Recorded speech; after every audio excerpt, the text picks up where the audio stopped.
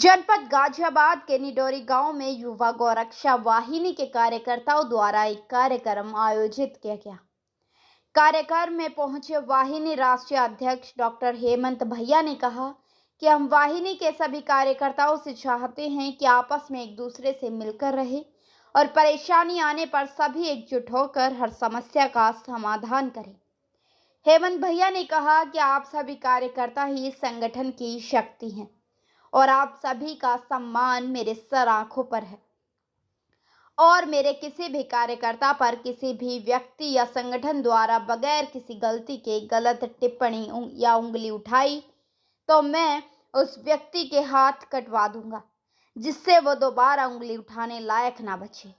अगर मेरे कार्यकर्ता ने गलती की है तो मैं पैर छूकर माफ़ी मांग लूँगा, लेकिन बगैर गलती किए अगर मेरे कार्यकर्ता पर आरोप लगाया गया तो आरोप लगाने वाले की खैर नहीं। भैया ने कहा 2022 के विधानसभा चुनाव में हम सभी कार्यकर्ता एकजुट होकर चुनाव में भागीदारी निभाएंगे। कार्यक्रम के आयोजक वाहिनी के प्रदेश महामंत्री हासमीन जैनब ने कहा कि हम संगठन की नीतियों पर सदैव कार्य करेंगे और संगठन की नीतियों का समर्थन करने वाले लोगों का संगठन में जुड़कर संगठन को नई गति प्रदान करेंगे। कार्यक्रम में मुख्य अतिथि साहित्य वाहिनी के नदीम अख्तर, राष्ट्रीय प्रभारी अल्पसंख्यक मंच गुड्डू अंसारी, राष्ट्रीय सचिव अल्पसंख्यक मंच असमाउल, प्रदेश महासचिव साकिब अली, जिला अध्यक्ष अनवर चौधरी, जिला प्रभारी चौधरी राशिद, नजर उमेश चौटाला, पूर्व प्रधान अखलाक जी, पूर्व प्रधान रिजवान जी, हाजी अख्तर, हाफिज फरियाद, तरीकत अली और सैकड़ों कार्यकर्ता उपस्थित रहे।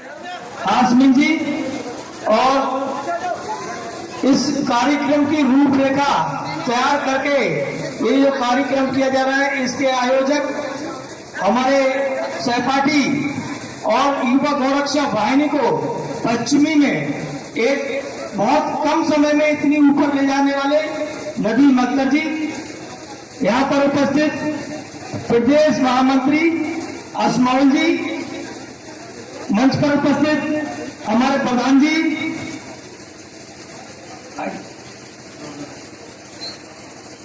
मंच पर उपस्थित हमारे अनवर चौधरी जी,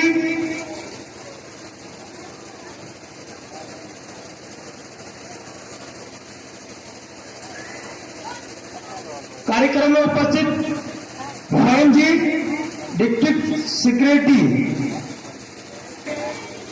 जो समय दिया है इसका मैं दिल से आभार व्यक्त करता हूं, अभिनंदन करता हूं, वंदन करता हूं। दोस्तों,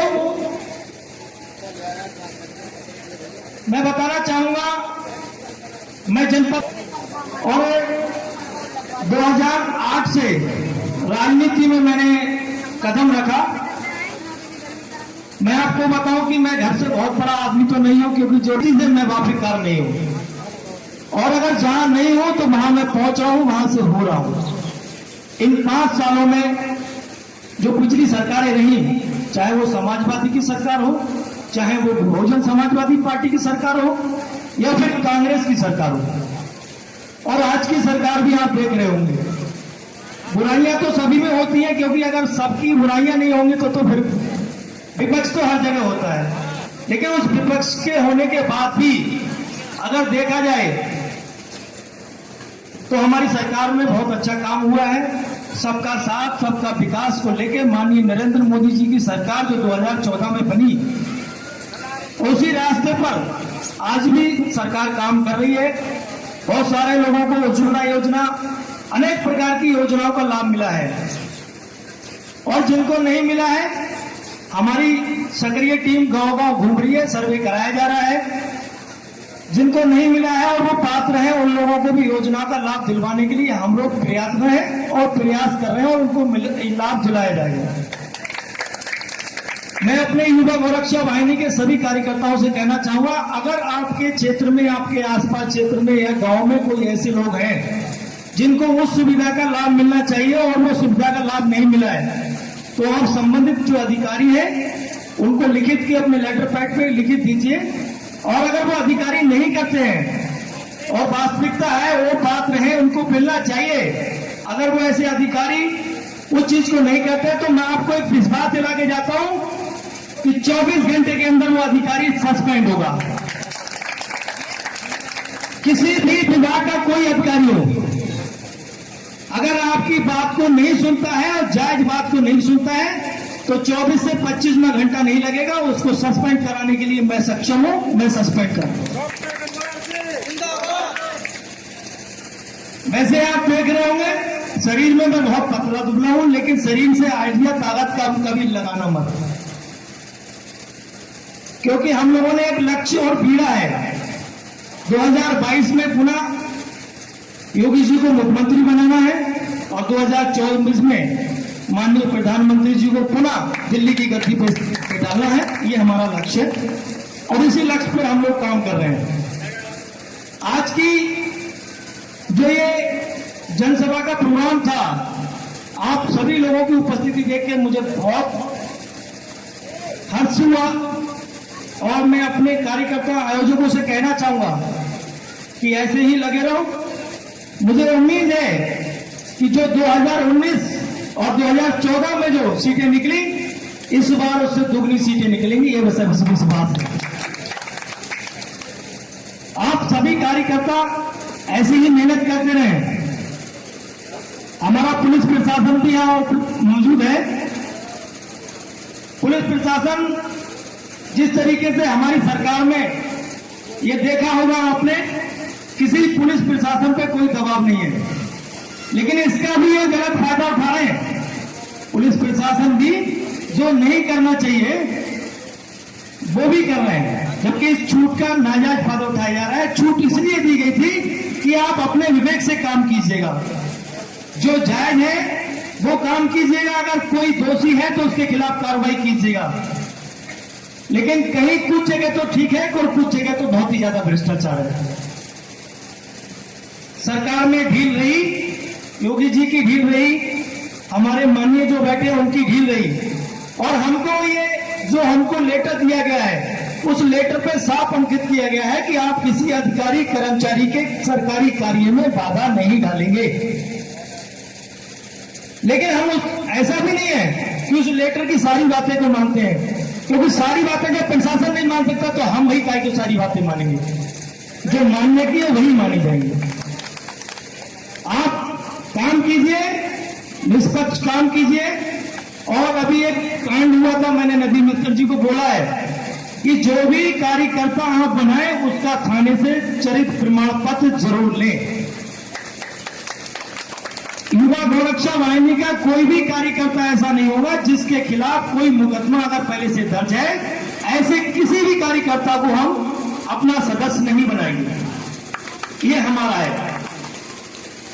लड़ाई झगड़े के मुकदमे हो जाते हैं, उनको नहीं कह सकता मैं जो मुकदमे की कहना चाह रहा हूं आप भी समझदार हैं, समझ रहे होंगे, क्योंकि हमारा लक्ष्य गाय को बचाना है, गौ माता की सेवा करना है। ऐसे लोग हमारे साथ में ना जुड़ जाएं जो हमारी आईडी लेकर और वो गौकसी का काम कर रहे हो, तो ये हम और आप सब इसके जिम्मेदार होंगे। इस चीज की जिम्मेदारी आपकी हो।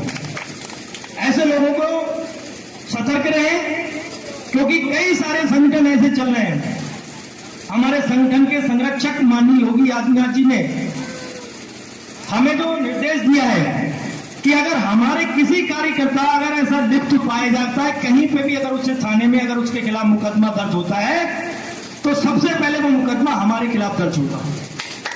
अगर आप चाहते हैं कि आपके राष्ट्रीय अध्यक्ष पे मुकदमा लगे तो आप जैसी मर्जी हो बना दीजिएगा, क्योंकि मैं सबको नहीं जानता, ये सारी जिम्मेदारी आपकी है।